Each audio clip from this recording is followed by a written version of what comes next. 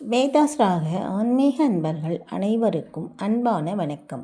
நாம் இன்றைய பதிவில் காண இருப்பது ஐஸ்வர்யம் தரும் வசிஷ்டர் அருளிய ஸ்ரீ மகாலட்சுமி மந்திரம்.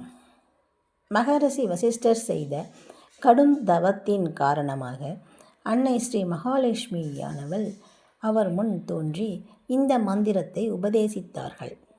இந்த மந்திரத்தை எவர் ஒருவர் தொடர்ந்து ஜபித்து வருகின்றார்களோ அவர்களை ஒருபோதும் வறுமை என்பது பீடிப்பதே இல்லையாம்.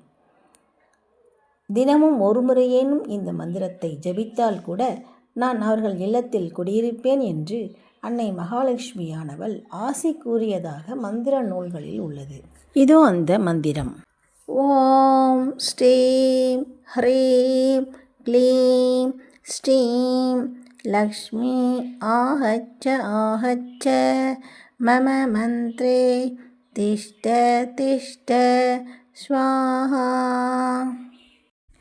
இந்த மந்திரத்தை தினம்தோறும் 51 முறையோ அல்லது 21 முறையோ உங்களால் எத்தனை முறை சொல்ல முடியுமோ அத்தனை முறை சொல்லி ஜபித்து வர மகாலட்சுமியின் பரிபூர்ண அருளானது நமக்கு கிடைக்கும்.